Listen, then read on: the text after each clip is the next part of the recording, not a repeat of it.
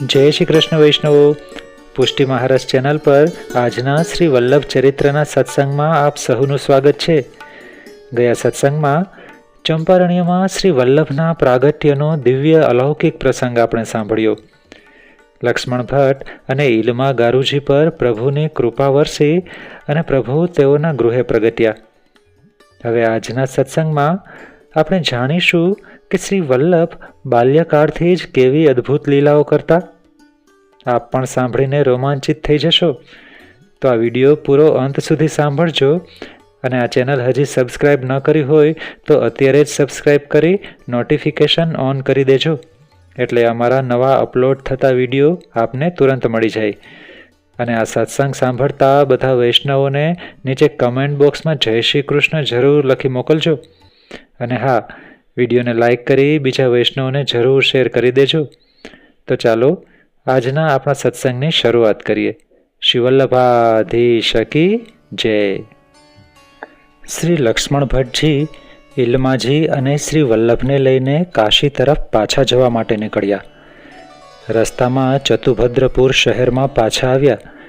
તેમના આગમનના સમાચાર જાણી ત્યાંના અમાત્ય શેઠ કૃષ્ણદાસ પોતાના પત્ની સહિત સામે આવ્યા અને શ્રી લક્ષ્મણ ભટ્ટજીને પ્રણામ કરી સહકુટુંબ પોતાના મહેલમાં લઈ ગયા.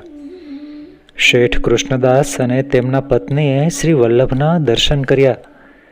તેમણે પ્રસન્ન થઈ શ્રી લક્ષ્મણ ભટ્ટજીને વિનંતી કરી, પ્રભુ, આપે પ્રયાગમાં અમને કહ્યું હતું કે પ્રભુ કૃપાથી પુત્ર થશે. આપનું એ વચન સત્ય થાય તેવી આશાએ અમે આજ સુધી જીવીએ છીએ, માટે અમારા પર કૃપા કરો. લક્ષ્મણ ભટ્ટજીએ કહ્યું, તમારી ઈચ્છા પ્રભુ જરૂર પૂર્ણ કરશે. ધીરજ રાખી તેમનું સ્મરણ કરો. તે જ વખતે કાંકરવાડથી સ્વજ્ઞાતિજનો સાથે નીકળેલા જનાર્દન ભટ્ટ લક્ષ્મણ ભટ્ટજીના પુત્ર રામકૃષ્ણ અને બંને પુત્રીઓ સુભદ્રા તથા સરસ્વતી અને પત્ની યલ્લમાજીને લઈને કાશી તરફ જતા ચૌડાનગરમાં આવ્યા. ત્યાં તેમણે લક્ષ્મણ ભટ્ટજી અહીં હોવાના સમાચાર જાણ્યા, એટલે તેઓ લક્ષ્મણ ભટ્ટજીના મુકામે આવ્યા. સૌ શ્રી વલ્લભના દર્શન કરી ખૂબ પ્રસન્ન થયા અને તેઓએ લક્ષ્મણ ભટ્ટજીની સાથે નિવાસ કર્યો. શેઠ કૃષ્ણદાસજીએ એક દિવસ શ્રી લક્ષ્મણ ભટ્ટજીને વિનંતી કરી, ગુરુદેવ, આપને ત્યાં ભગવત સ્વરૂપનું પ્રાગટ્ય થયું છે. તેના આનંદમાં મારો એક મનોરથ છે. આપને જે સોમયજ્ઞનું આ ફળ મળ્યું છે તે સોમયજ્ઞ આપ અહીં કરો. શેઠજીની વાત સાંભળી લક્ષ્મણજીને ખૂબ આનંદ થયો. તેમણે સહકુટુંબ ત્યાં જ રહેવાનો નિશ્ચય કર્યો. શ્રી વલ્લભ 4 માસના થયા ત્યારે નિષ્ક્રમણ નામના વૈદિક સંસ્કાર કરાવવામાં આવ્યા. શ્રી વલ્લભના 6ઠા માસે અન્નપ્રાશનના સંસ્કાર કરાવવામાં આવ્યા. તે દરમિયાન લક્ષ્મણ ભટ્ટજીએ શ્રી ગોપાલ મંત્રનું અષ્ટાદશ પુરસ્કાર કરી સોમયજ્ઞ કરી પ્રભુની વિશેષ પ્રીતિ સંપાદન કરી. દરમિયાનમાં એકાદ વર્ષ વીતી ગયું. શ્રી લક્ષ્મણ ભટ્ટજીના આશીર્વાદથી શેઠ કૃષ્ણદાસને ત્યાં પણ પુત્રની પ્રાપ્તિ થઈ. નવજાત શિશુને શેઠજીએ લક્ષ્મણ ભટ્ટજીના ચરણોમાં મૂક્યું અને વિનંતી કરી કે આપ તેને સેવક કરી આશીર્વાદ આપો. ત્યારે લક્ષ્મણ ભટ્ટજીએ કહ્યું, શેઠજી, તમારો પુત્ર પ્રભુની કૃપાથી પ્રાપ્ત થયો છે. તે તમારાથી સવાયો ભગવત ભક્ત થશે. તે ભગવાનનો ભક્ત છે, માટે તેનું નામ રાખો પુરુષોત્તમ દાસ. અને તમારો પુત્ર અમારા શ્રી વલ્લભનો સેવક થશે, માટે તેને શ્રી વલ્લભના ચરણમાં સોંપો. આમ કહી ભટ્ટજીએ તે બાળક શ્રી વલ્લભના ચરણમાં મૂકી દીધો. શ્રી લક્ષ્મણ ભટ્ટજીએ હવે સહકુટુંબ શેઠની વિદાય લીધી. શેઠે કુટુંબની અનુકૂળતા માટે ઘોડા, પાલખી, ગાડા વગેરે પ્રવાસનું સાહિત્ય આપ્યું. માર્ગમાં રક્ષણ માટે 5 સિપાહીઓ પણ મોકલ્યા અને અશ્રુભર્યા નેત્રે શ્રી લક્ષ્મણ ભટ્ટજીને કાશી જવા માટે વિદાય આપી. શ્રી લક્ષ્મણ ભટ્ટજી મહિનાઓના પ્રવાસ પછી સહકુટુંબ કાશી આવ્યા. કાશીમાં યથાવત પૂર્ણ શાંતિ અને સ્વસ્થતા હતા. તેઓ પોતાની પાસે આવતા વિદ્યાર્થીઓને અધ્યયન કરાવતા અને પોતે પણ શાસ્ત્રોના અધ્યયનમાં તલ્લીન રહેતા. તેમની સાથે શાસ્ત્ર ચર્ચા કરવા આવતા વિદ્વાન પંડિતો તેમના ગુણથી અને તેમની વિદ્વત્તાથી સંતુષ્ટ બનીને જતા. ધર્માનુરાગી પ્રજા અને કાશીરાજ પણ તેમના ગુણોથી તેમના જીવનની દિવ્યતાથી સંતુષ્ટ હતા. બાળવલ્લભ હવે ઘરમાં પ્રસન્નતાથી ખેલતા. તેમને રમવા માટે શ્રી લક્ષ્મણ ભટ્ટજી કાશીના પ્રસિદ્ધ રમકડાઓ લાવ્યા હતા. રંગબેરંગી હાથી, ઘોડા, મોર જેવા અનેક રમકડાઓ તેમની સામે મૂકવામાં આવતા. સૌ તેમને ઘૂઘરા અને ચકરડીથી રમાડતા. ત્યારે આ બધા રમકડાના સમૂહમાંથી શ્રી વલ્લભ 2 રમકડા આનંદથી ઉપાડી લેતા. એક હતી સફેદ ગાય, અણિયાણા શિંગડાવાળી, આંખને ગમી જાય તેવી. ગાયનું રમકડું લઈ શ્રી વલ્લભ તેમને વહાલથી પંપાડતા. પિતાના અધ્યયન ખંડમાં ભાખોડિયા ભરતા દોડી જઈ શ્રી વલ્લભ પિતાની પોથી ઉપાડી લેતા. તે જોઈને ત્યાં ઉપસ્થિત વિદ્યાર્થીઓને અને પંડિતો ઘણા પ્રસન્ન થતા. શ્રી લક્ષ્મણ ભટ્ટજી પણ મંદ મંદ સ્મિત કરતા. પંડિતો શ્રી લક્ષ્મણ ભટ્ટજીને કહેતા, ભટ્ટજી, પુત્રના લક્ષણ પારણામાંથી જણાઈ આવે છે. તમારા પુત્ર વિદ્યાનુરાગી થશે. બાલ્યાવસ્થામાં જ્યારે અન્ય બાળકો રંગબેરંગી રમકડાઓથી રમવામાં મસ્ત હોય ત્યારે એ રમકડા તરફ શ્રી વલ્લભ નજર પણ કરતા નથી. તેઓ કેવી અદબથી પોંથથી ઉચકે છે. સાચે જ તેઓ મહાન વિદ્વાન બનશે. આમ સૌ શ્રી વલ્લભની આ બાલસુલભ વિલક્ષણ ચેષ્ટાઓ જોઈને પ્રસન્ન થતા અને તેમના ભાવિનો પ્રકાશ કરતા હતા. શ્રી વલ્લભ ભાખોડીએ ચાલતા ત્યારે તેમના બંને ચરણારવિંદના ચરણતલ કમળ જેવા ગુલાબી વર્ણથી શોભતા હતા. એક દિવસ તેમના ચરણતલને ધ્યાનથી જોઈ શ્રી લક્ષ્મણ ભટ્ટજી પાસે આવેલા એક જ્યોતિષીએ કહ્યું, ભટ્ટજી, કહો ન કહો પણ તમારો પુત્ર કોઈ સાધારણ બાળક નથી. તેના બંને ચરણોમાં 16 શુભ ચિહ્નો રહેલા છે. આ 16 ચિહ્ન કેવળ ભગવત ચરણારવિંદમાં જ દર્શન આપે. જુઓ, વજ્ર, કમળ, શંખ, ચક્ર, ગદા, અંકુશ, ધ્વજા, ધનુષ્ય, જૌ, કુંભ, લતા, મત્સ્ય, તોરણ અને પતાકા, આ 16 ચિહ્નો કેવા અખંડ અને સ્પષ્ટ જણાય છે. આ ચિહ્નો સૂચવે છે કે તમારો પુત્ર અલૌકિક છે, ભગવાનનો જ અવતાર છે. જે કોઈ આ 16 ચિહ્નયુક્ત ચરણોનું આરાધન કરશે તેમનો જન્મ સફળ બની જશે.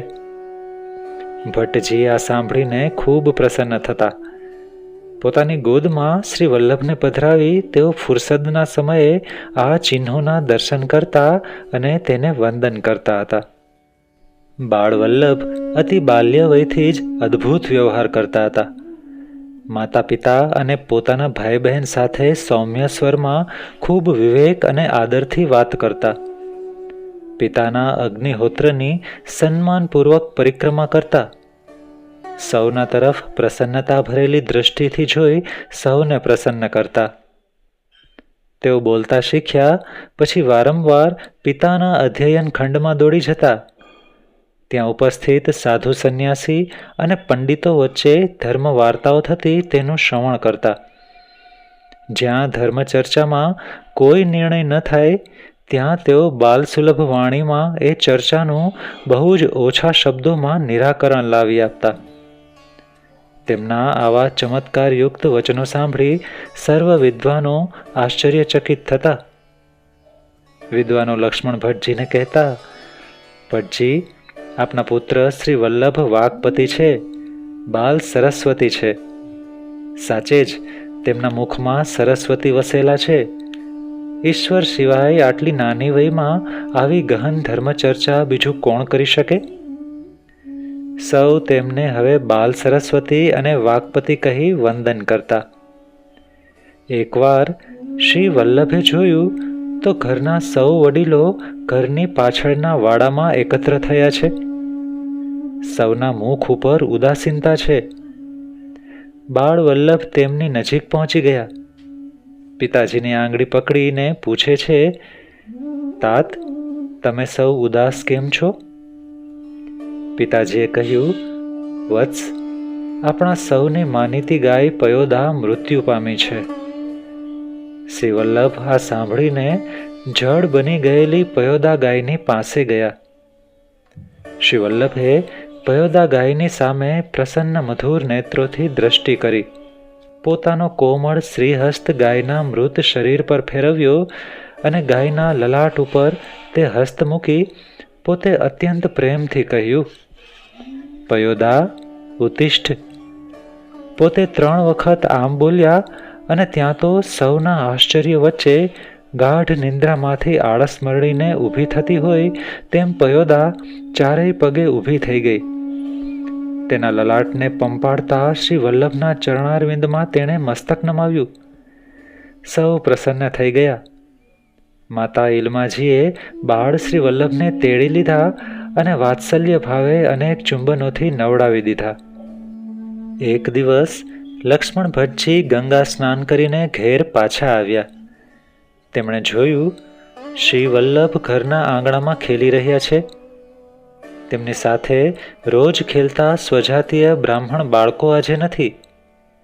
તેમણે શ્રી વલ્લભના નવા સાથીદારનું મુખ જોયું, પણ ઓળખાણ પડી નહીં. ઘરમાં જઈને તેમણે ઇલમાજીને પૂછ્યું, દેવી, શ્રી વલ્લભનો આ નવો સાથીદાર કોનો પુત્ર છે? મને કેમ ઓળખાણ પડી નહીં? ઇલમાજીએ કહ્યું, આર્યપુત્ર, આપણી પડોશમાં ઢાઢી કુટુંબ રહે છે. તેમને એક પુત્ર છે. તેનું નામ સગુણદાસ છે. શ્રી વલ્લભનો તે સમવયસ્ક છે. ક્યારેક ક્યારેક તે અહીં રમવા આવે છે અને તેની સાથે શ્રી વલ્લભ ખૂબ હોંશથી રમે છે. આ સાંભળી શ્રી લક્ષ્મણ ભટ્ટજી બહાર આવ્યા. તેમણે બૂમ પાડી, વલ્લભ, ઘરમાં આવો તો. પિતાની આજ્ઞા થતાં શ્રી વલ્લભ ઘરમાં ગયા. પિતાએ પ્રેમથી શ્રી વલ્લભને ગોદમાં બેસાડી માથે હાથ ફેરવતા કહ્યું, વત્સ, તમે જાણો છો તમારો મિત્ર કઈ જ્ઞાતિનો છે? શ્રી વલ્લભ કહે, હા પિતાજી, તે ઢાઢી છે. બેટા, ઢાઢી શુદ્ર જાતિ છે. શાસ્ત્રોમાં આજ્ઞા છે કે બ્રાહ્મણોએ શુદ્રોને સ્પર્શ ન કરવો જોઈએ. તમે બ્રાહ્મણ બાળક સાથે રમો તે જ ઉચિત છે.